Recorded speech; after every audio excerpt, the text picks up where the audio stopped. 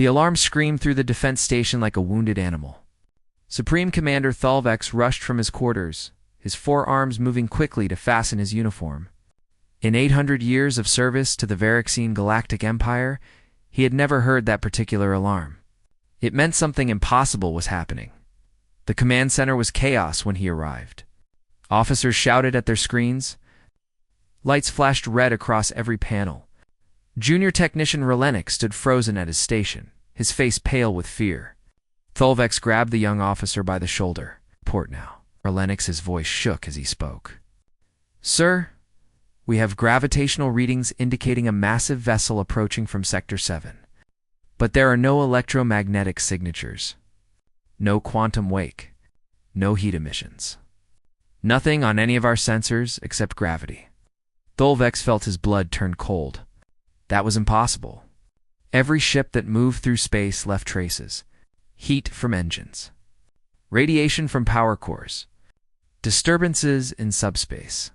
The Varaxian sensor network could detect a child's toy flying through space from 50 parsecs away. Nothing could hide from their technology. "Show me," Thalvex commanded. The main screen changed. It showed a map of local space, with colored dots representing every known object. Ships appeared as blue dots. Planets were green. Stations were yellow. And there, moving steadily toward the center of the map, was a single red dot. It moved fast. "Too fast. How big is it?" Thalvex asked. Another officer spoke up. "Based on gravitational displacement, sir, it must be enormous. Possibly larger than our biggest warships. But we cannot get an accurate reading without other sensor data." Thalvex studied the screen. The red dot moved with purpose. It was heading directly toward Vraxis Prime, the capital world of the Empire, the home of 60 billion Varaxians, the seat of power that had ruled this sector of space for millennia. Could it be a sensor error? A malfunction in our systems? The senior science officer stepped forward. Her name was Polonissa, and she had served for 300 years. "No, sir. We have run every diagnostic. The readings are confirmed by 17 different stations across 3 sectors. Whatever this is, it is real." Thalvex's mind raced. An enemy? A new species? Some kind of natural phenomenon they had never encountered. None of the options were good. "How long until it reaches our space?" "At current speed, 72 hours, sir." 72 hours? 3 days to prepare for something they could not see or understand. Thalvex made his decision quickly. "Contact the High Council. Tell them we have a crisis. Then get me every scientist and military commander in the sector. I want options on my desk in 6 hours." Command center exploded into activity. Officers moved to their tasks. Messages flew across the communication network. Within minutes, the entire military apparatus of the Varaxian Empire began to wake up, far across the galaxy.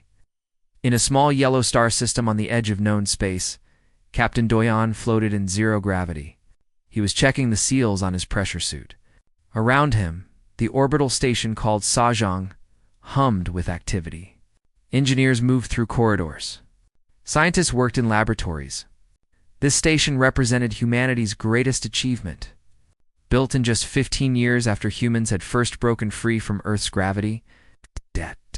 "We're ready for final departure checks," a voice said through his helmet radio. Doyon smiled. The voice belonged to Ji Wu, his navigator. They had trained together for 3 years for this mission. Humanity's first official diplomatic mission to another species. The Varaxian Empire had sent an invitation 6 months ago, and Earth had prepared carefully for this moment. "I'll be right there," Doyon replied. He pushed off from the wall and floated toward the docking bay. Through a window, he could see his ship, the Mugangwa. It was not large compared to the massive cargo vessels that moved between Earth and Mars, only 400 meters long. But it was beautiful. Sleek and silver, with curves that seemed to flow like water. More importantly, it was invisible. The Mugangwa used technology that humanity had developed in secret. The silent drive, they called it. It bent space in ways that made the ship impossible to detect with normal sensors. To anyone watching, the ship simply did not exist. The technology had been developed because humans feared making too much noise in a galaxy full of advanced civilizations. They wanted to explore carefully, quietly, without drawing attention, until they were ready. Now they were ready. Doyon entered the ship through the airlock. Inside, his crew was busy with preparations. Minho, the chief engineer, was running final checks on the drive systems. Hyeri, the communications officer, was testing the translation software. Seojin, the tactical officer, was reviewing star charts. "Status report," Doyon called out as he removed his helmet. Minho looked up from his console. "All systems green, Captain. The silent drive is operating at optimal levels. We can depart whenever you give the word. Communications are ready," Hyeri added.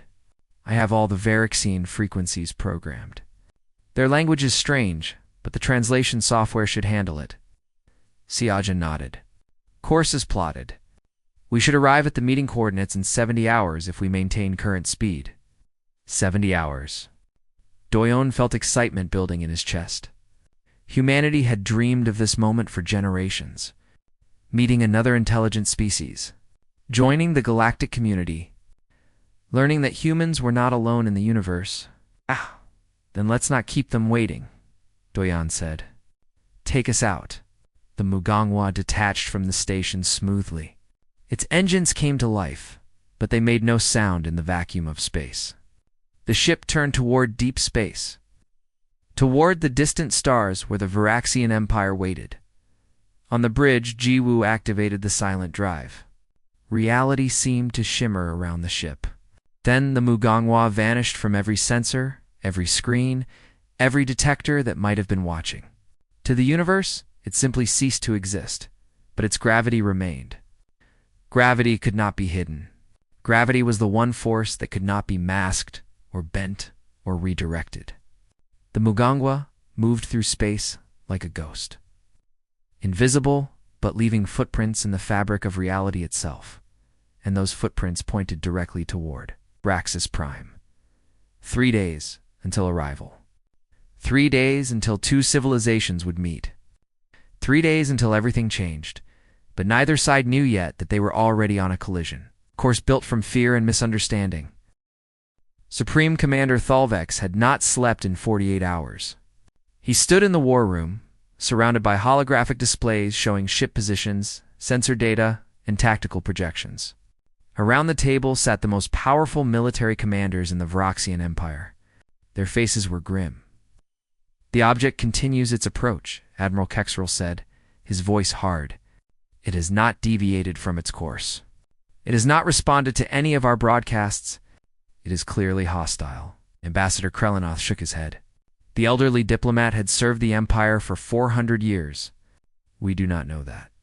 We should attempt communication before we assume the worst." "We have been attempting communication for 2 days," Kexrel snapped. "On every known frequency, in every major language in this sector, there has been no response.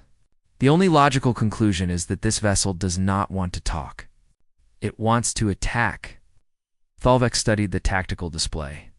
300 warships now surrounded Varaxus Prime in defensive formation. It was the largest military gathering in 2 centuries. Evacuation of the orbital stations was nearly complete. Civilians on the planet below were being moved to underground shelters. The entire Empire was holding its breath. Thalvex asked. "Have they found a way to get better sensor readings?" Science Officer Polinisa stood up. She looked exhausted. "We have tried everything, Commander. We modified our sensors to detect exotic particles. We sent out probe drones. We even attempted to bounce laser beams off the gravitational distortion. Nothing works. Whatever technology this vessel uses, it is beyond anything in our records. It is as if the ship exists in another dimension, but its mass affects our space. Could it be ancient technology?" someone asked. "Something left over from one of the old civilizations?" "Possible, but unlikely," Polenissa replied. "The old ones disappeared millions of years ago, and their technology, while advanced, still showed up on sensors." "This is something new," Ambassador Krelinoth leaned forward. "Then perhaps it is a new species. One we have not contacted before. They may not know our communication protocols.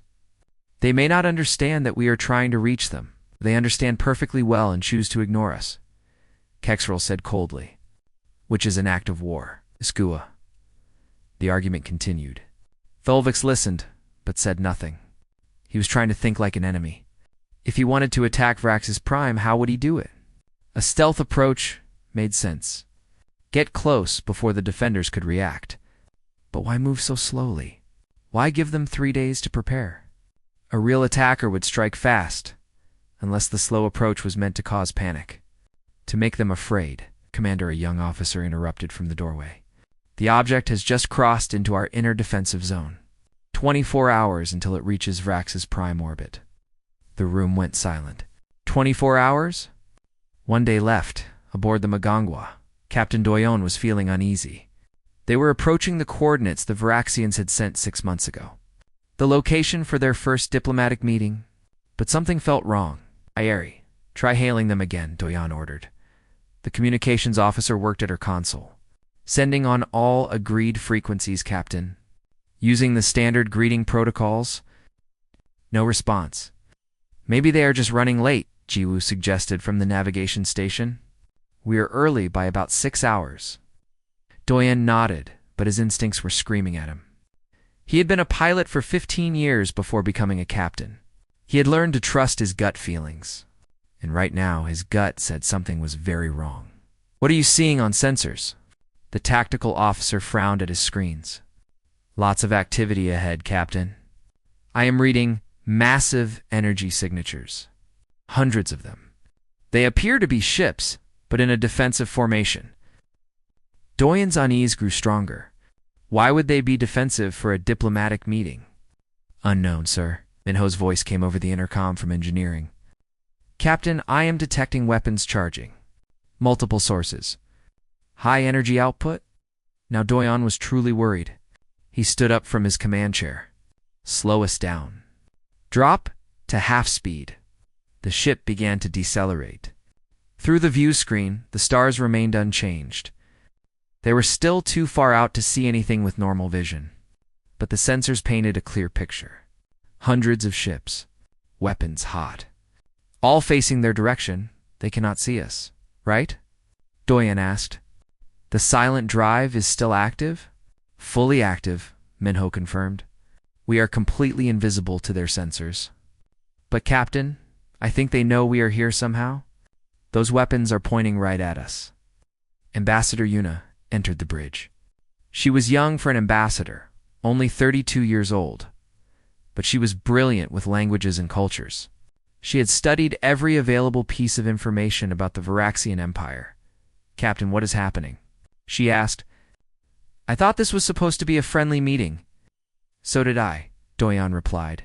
But it looks like they are expecting a fight instead. Una looked at the tactical display. Her face went pale. Oh no. Oh no. I think I know what happened. Everyone turned to look at her. The silent drive, she said urgently. We told them we would arrive, but we never explained how our ships work. They probably cannot see us.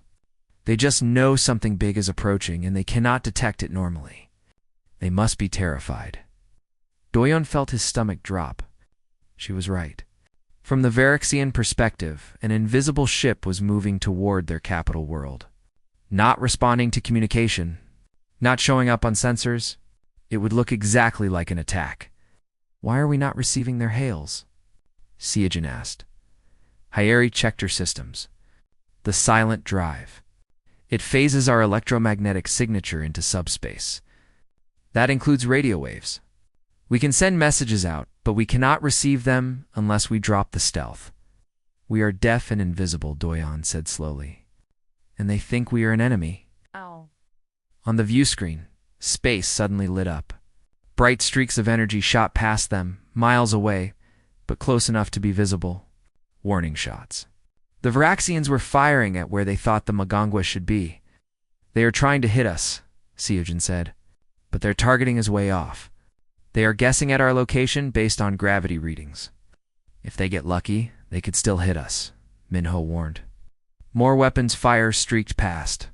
The Varaxians were getting desperate. Doyon made his decision. Full stop. Right now, the ship lurched as the engines reversed. The Magangwa came to a halt in space, still invisible, but no longer moving. Captain, Juas Duin took a deep breath.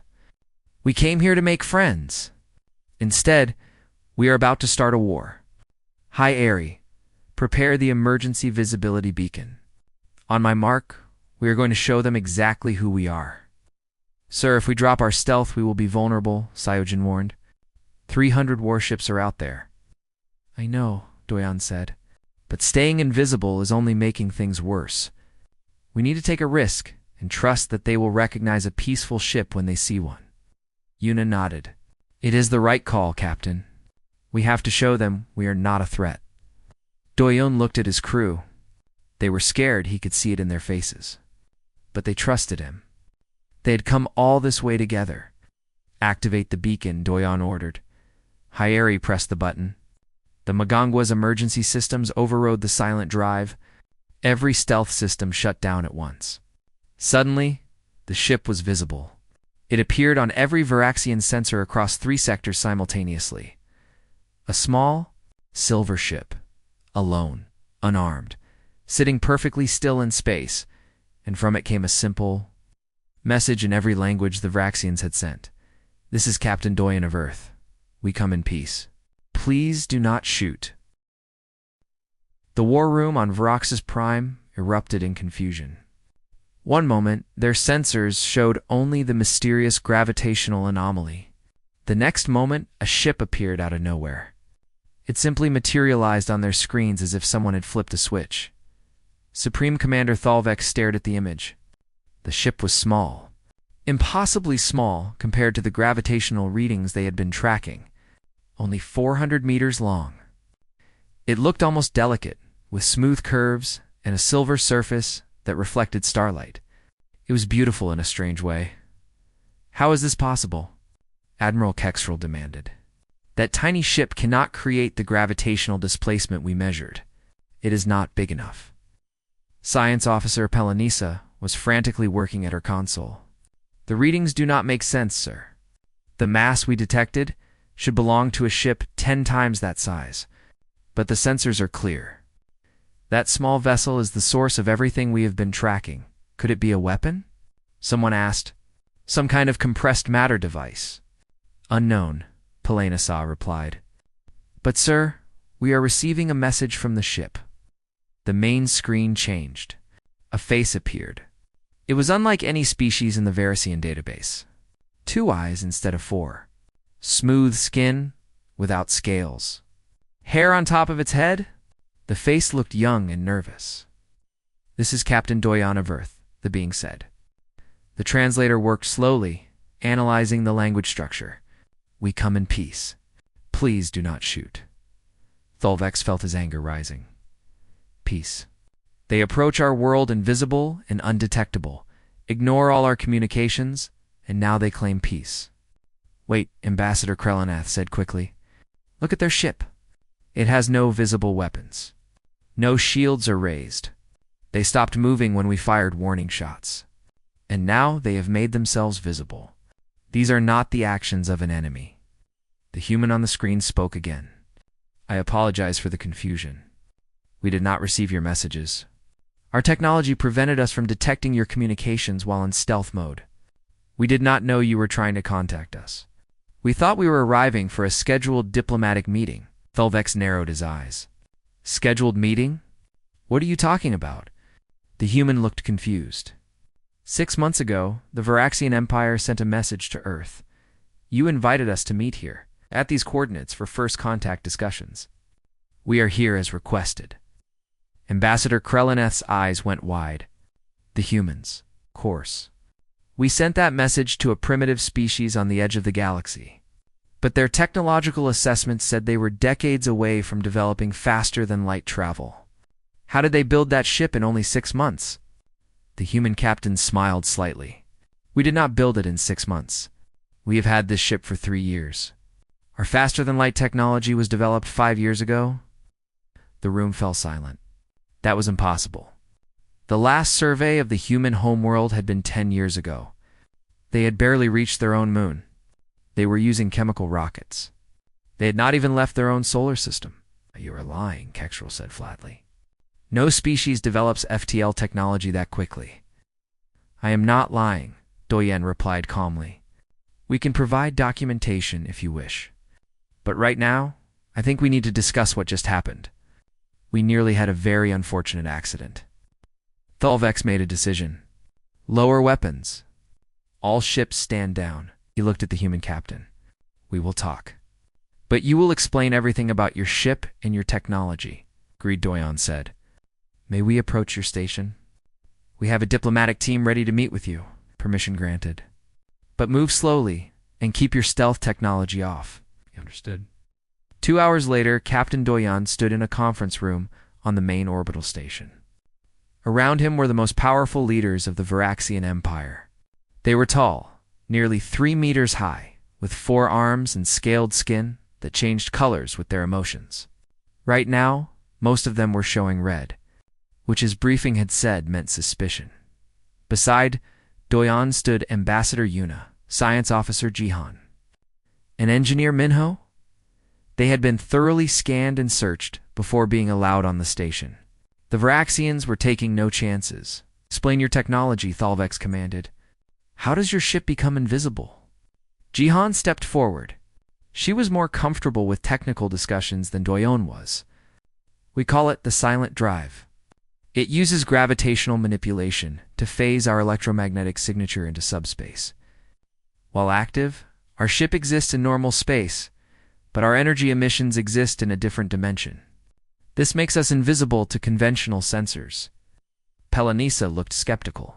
Gravitational manipulation of that precision should require enormous amounts of energy. Your ship is too small to generate that power.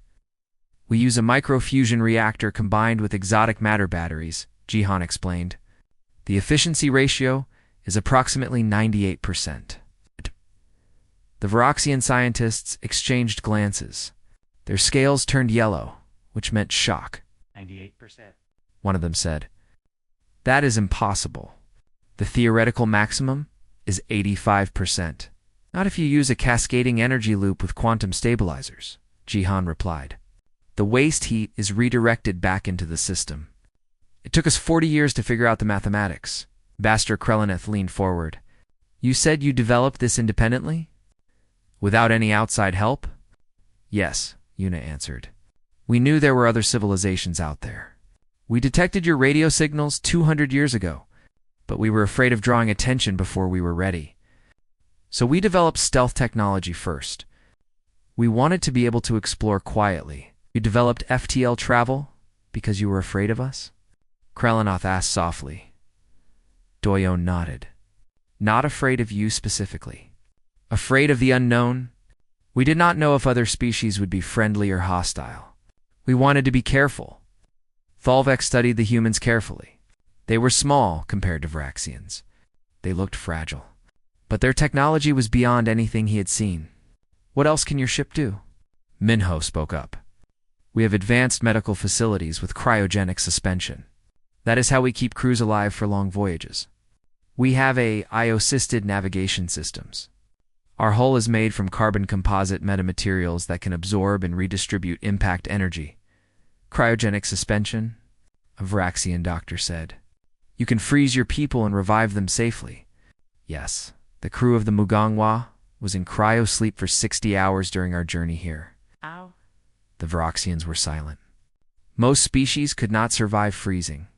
The cellular damage was too severe.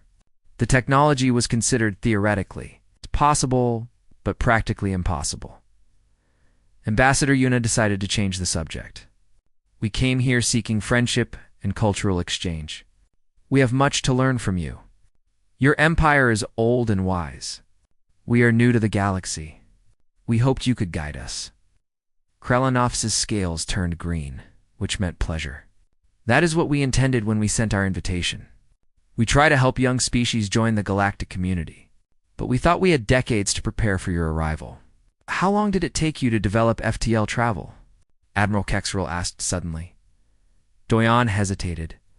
From the discovery of nuclear fission to our first FTL test was 47 years.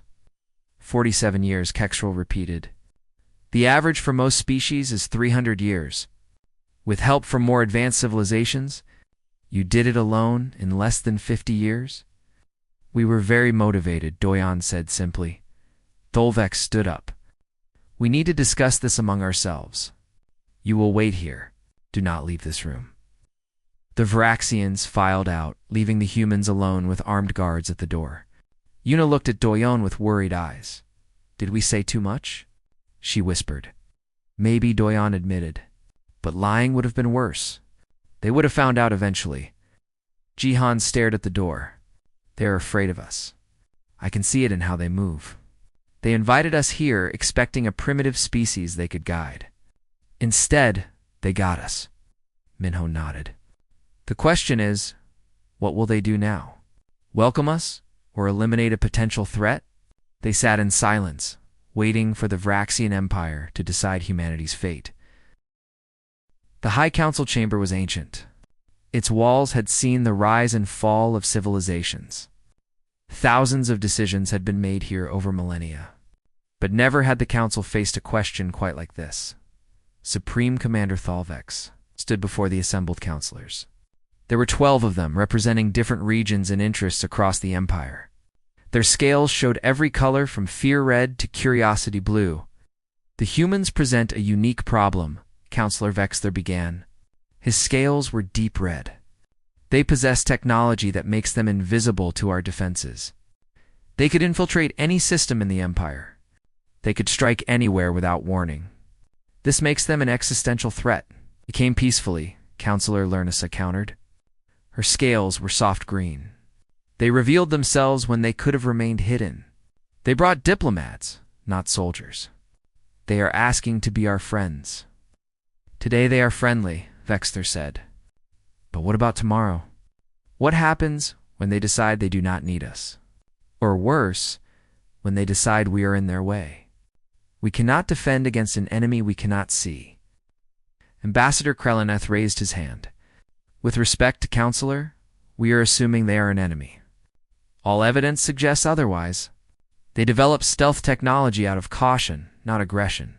They wanted to avoid conflict with unknown civilizations. That shows wisdom. It shows they are clever. Admiral Kexrel interjected.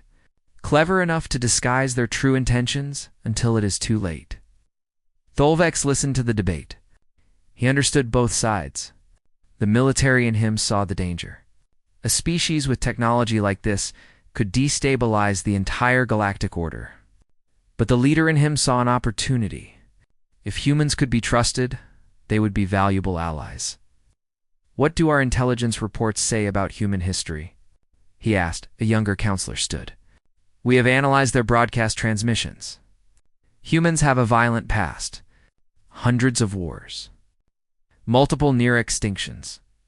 They nearly destroyed themselves with nuclear weapons 70 years ago. But they also show remarkable cooperation. They formed a united world government 30 years ago. Crime rates are low. They invest heavily in education and science. They are contradictory. Dangerous, Vexer said. Survivors, Lernessa corrected. They survive themselves. That is more difficult than surviving external threats. The supreme leader of the council spoke for the first time. She was old, over 600 years, and her scales were pale white. The question is simple. Do we trust them or eliminate them? Because there is no middle ground with technology like theirs, the room fell silent at those words. Eliminate them. It sounded so simple. So final. Kreleneth stood up quickly. We cannot seriously be considering attacking a diplomatic mission. That would make us the monsters, not them. If we do not act, and they prove hostile, we may not get another chance, Kexrel argued. Their ship is alone, vulnerable. We could destroy it now and claim an accident. A tragic misunderstanding. Then we study their technology and prepare for the next humans who come. Tholvex felt disgust rise in his throat. That would be murder and theft. Is that who we are now? It would be survival, Kexrel said coldly. Morality is a luxury of the safe. We are not safe anymore. The debate raged for hours. Meanwhile, aboard the Mugangwa, Captain Doyan was receiving an urgent message from Earth. Fleet Admiral. Junho's face appeared on the screen in his private quarters. Captain, I have been following your situation, Junho said without preamble. The entire Space Command is watching. We need to discuss your next move. Doyan nodded. I understand, sir. What are my orders? That depends.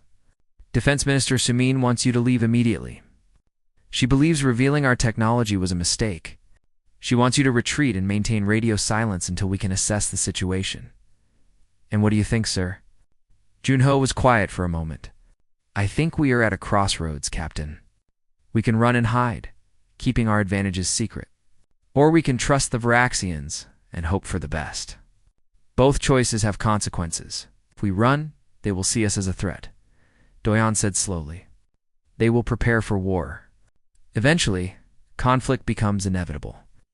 Yes, but if we stay and they betray us, we lose our best ship and our best crew, including you. Doyan thought about his crew. Jiwoo, Minho, Hyeri, Seojin, Yuna, Jihan, they were not just colleagues. They were friends, family. He had trained with them, lived with them, prepared for this mission for years. Could he risk their lives on the hope that aliens they just met would choose peace? What does Science Advisor Wu Jin say? Doyan asked. He says we need allies. Earth is one planet with limited resources. The Varaxians control 47 star systems. They have databases of thousands of civilizations. Technology we could learn from. Resources we could trade for.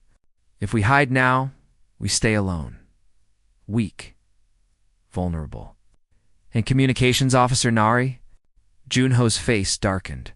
She has intercepted some concerning signals. Not all Varaxian factions support peaceful contact with us. There are elements in their military that see us as a threat to be eliminated. She cannot confirm anything specific, but the chatter is worrying. Doyan felt his stomach tighten. So there may be a plot against us. It's possible. Which is why Sumin wants you to leave. But Captain, I am giving you the final decision. You are there. You can read the situation better than we can from Earth. What do you think we should do? Doyan stood and walked to the viewport. Outside, Varaxis Prime hung in space like a blue and green jewel. Beautiful, ancient, home to billions of lives. He thought about humanity's journey. From caves to space in just 10,000 years. From chemical rockets to FTL drives in 50 years, humans were good at adapting, at surviving, at overcoming impossible odds. But they had always done it together. Humans had learned the hard way that isolation and fear led to conflict. Trust and cooperation led to progress. Sir, I believe we should stay, Doyan said. And I believe we should go further. We should show them everything. Complete transparency. Everything. Junho sounded shocked. Captain, that would leave us completely vulnerable. Yes, sir. But it would also prove our intentions beyond any doubt. We came here seeking friendship. The only way to build trust is to show we trust them first. Junho was silent for a long time. That is a hell of a gamble, Captain. I know, sir. But consider the alternative. If we run, we guarantee future conflict. If we stay hidden, they will always wonder what we are hiding. The only path to real peace is complete honesty. Even if it costs you your life? Doyan smiled slightly. My crew and I knew the risks when we volunteered for this mission. First contact was always going to be dangerous. But the reward, a place in the galactic community, is worth the risk. Another long silence. Then Junho nodded. Very well, Captain. I will inform the Space Command of your decision. You have my support. But Doyan, be careful. Not all Varaxians want peace. Understood, sir. The transmission ended. Doyan called his senior officers to the conference room. When they were assembled, he told them his plan. You want to give them everything? Minho said, shocked. All our technical specifications? Our medical data? Our weaknesses? Yes, Doyan confirmed. Everything. Full transparency? They could use that information to destroy us, Seojin pointed out. They could, Doyon agreed. But if we show them we trust them that completely, how could they betray us? It would make them the villains. More importantly, it would show we are genuinely peaceful. Jihan thought about it. It is risky, but it might work. It is a psychological gamble as much as a diplomatic one, Yuna nodded slowly. In my studies of Roxian culture, honor is very important to them. If we show complete trust, they would lose tremendous face by betraying us. So we are betting our lives on alien psychology? Minho asked. We are betting our lives on the hope that intelligent beings, no matter how alien, recognize honesty and respond to trust, Doyon said. And yes, it is a gamble. But I believe it is our best chance. The crew looked at each other. Then, one by one, they nodded. We trust you, Captain, Ju said simply. If you think this is the right move, we will follow you. Doyon felt pride swell in his chest. This crew, these people, they were the best of humanity. Then let us show the Varaxians what humans are really made of, he said. Captain Duan requested an emergency session before the full High Council. The Varaxians were surprised, but agreed. They gathered in the ancient chamber once more, their scales showing various shades of curiosity and suspicion. Doyon stood before them with his crew arrayed behind him. He carried a data crystal in his hand. Everything humanity had achieved was stored on that small device. Years of research, decades of development, secrets that Earth had guarded carefully. Honored Council, Doyon began. We understand your concerns about our technology. We understand your fear of what you cannot see or detect. So we have made a decision. We are going to show you everything. He held up the crystal. This contains complete technical specifications for our silent drive. The mathematics, the engineering, the materials science. Everything you would need to understand and potentially build your own version. The council chamber erupted in shocked voices. Supreme Commander Thalvex raised his hand for silence. You would give us your most advanced technology? Why? Because you asked who we are, Doyon replied. And the best way to answer that is to hide nothing. We are a species that values trust and cooperation. We are not perfect. We have made terrible mistakes in our history, but we have learned that peace comes from openness, not secrecy. Engineer Minho stepped forward with another data crystal. This contains our complete medical database, our biology, our weaknesses, diseases that can kill us, toxins we cannot tolerate, everything that makes us vulnerable. Science Officer Jihan added her crystal to the collection. This contains our historical records. Every war we have fought, every time we nearly destroyed ourselves, every mistake we made and every lesson we learned. You will see we are not angels. But you will also see we are not demons. Ambassador Yuna was next. This contains our cultural database. Our art, music, literature, philosophy, the things we value, the principles we try to live by. You will understand what matters to us. Finally, Doyen placed all the crystals on the council table. We came seeking friendship. We offer complete transparency as proof of our intentions. Do with this information what you will, but know that we trust you enough to show you everything. The council chamber was silent. Counselor Vexther stared at the crystals as if they might explode. This is a trick. It must be. It is not a trick, Doyon said calmly. You can verify every piece of information. Send it to your best scientists. Let them test it. You will find it is all genuine. Supreme Leader's scales shifted to deep blue, the color of profound thought. Why would you make yourself so vulnerable? You know there are factions in our military that consider you a threat. This information could be used against you. Yes, Doyon agreed. It could. But consider what that would mean. We came in peace. We showed you complete honesty. We gave you everything. If you chose to use that trust against us, what would that say about the Vraxian Empire? Would you be the honorable civilization you claim to be? Ambassador Krelenith's scales turned bright green. He understood immediately. It is a challenge.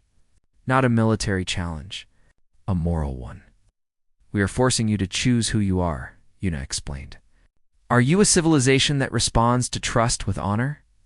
Or one that responds to vulnerability with violence? That choice will define you, not just to us, but to every species watching this first contact. Counselor Lernessa stood up. They are right. We are being tested.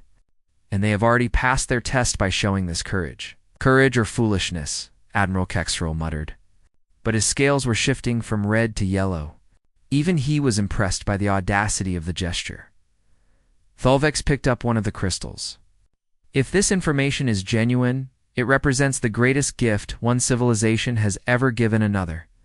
But it also represents the greatest risk you could take. Are you certain about this, Captain Doyan? I am certain that peace requires risk, Doyan replied. Someone must take the first step. We choose to be that someone. The Supreme Leader stood. All other conversations stopped. The Council will deliberate. But I will say this. In 600 years of life, I have never seen such an act of faith. Whether it is wisdom or madness, we shall discover. But it will not be forgotten. The humans were escorted back to their holding room. As they walked, Yuna noticed something. The guards no longer held their weapons ready. Their scales were green, not red. The change was subtle but significant. Hours passed, then days. The Varaxian scientists worked around the clock analyzing the human data. Every piece of information was verified. Every technical specification was tested. And everything checked out. The humans had not lied about anything. In a secure military facility, Admiral Kextrel met with other hardline commanders. This is our chance, he said. We have their weaknesses. We know how their ships work. We can develop countermeasures and destroy them before they become a real threat. But his words found less support than he expected. One of the generals shook her head. No, I will not be part of this. They trusted us completely. To betray that trust would dishonor everything our empire stands for. Dishonor? Kextrel said angrily. What about survival? They are not a threat to our survival, another commander said. They are alone. One ship. One species, just learning to travel the stars. We are an empire of 47 systems. The only threat here is what we make ourselves. One by one, the conspirators refused to participate. The plot died before it could begin. Word of the conspiracy reached Supreme Commander Tholvex. He acted swiftly, arresting Kextrel and his remaining supporters for treason. On the 5th day, Captain Doyun was summoned before the High Council again. This time the chamber was filled not just with counselors, but with scientists, philosophers, and artists. The Varaxians wanted witnesses to this moment. The Supreme Leader spoke. Captain Doyon, we have reviewed your gift. We have verified everything. We have debated among ourselves, and we have made our decision. Doyon felt his heart racing. His crew stood behind him, their faces calm, but he knew they were terrified. This was the moment. Either humanity would be welcomed or destroyed. The Varaxian Empire accepts your offer of friendship, the Supreme Leader announced. Furthermore, we pledge our protection and support as you join the galactic community. You have shown us what true peace looks like. We will not forget this lesson. Relief flooded through Doyon. Behind him, he heard Yuna let out a breath she had been holding. Minho's shoulders relaxed. Jihan smiled. Ambassador Krelinoth stepped forward. I will personally sponsor humanity's application to the Galactic Council. With our support, you will be recognized as a full member species within the year. Tholvex approached and extended his 4 hands. You took a terrible risk, Captain, but it was the right risk. You have gained not just an ally, but a friend. Juan shook each hand. Thank you, Commander. We look forward to learning from you. And we from you, Tholvex replied. Your technology is impressive, but your courage is more valuable. That is not something that can be taught. 3 months passed. The Mugangwa returned to Earth as a hero ship, but they did not return alone. A Varaxian diplomatic vessel accompanied them. The first alien ship to visit Earth, the arrival was broadcast across the planet. Billions of humans watched as 2 civilizations began their friendship. More human ships were built. 5 vessels departed for Vrax's Prime, this time with their stealth drives deactivated. They traveled openly, proudly, as members of the galactic community. Captain Doyon, now promoted to Ambassador Captain, led the diplomatic fleet. The Treaty of First Stars was signed in a ceremony, attended by representatives from 15 different civilizations. Humans were officially welcomed into galactic society. Trade agreements were established. Cultural exchanges began. Human students went to study on alien worlds. Alien scholars came to study Earth in his quarters on Vraxis Prime. Supreme Commander Thalvex recorded his thoughts. We learned something important today. Technology can be copied.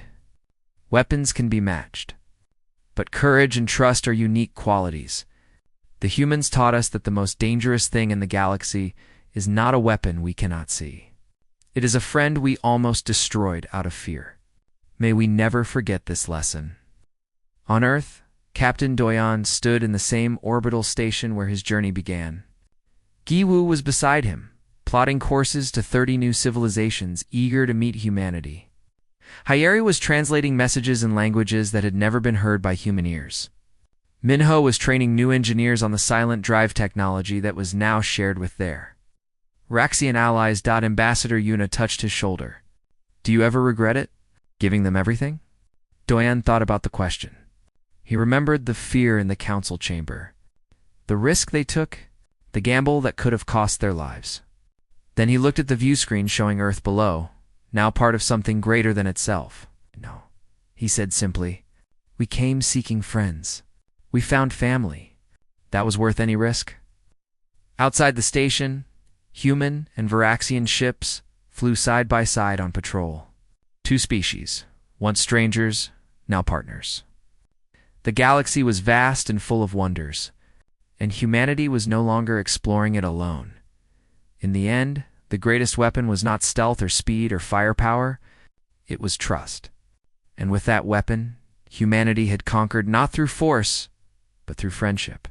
They had proven that even in the vastness of space, the best path forward was together.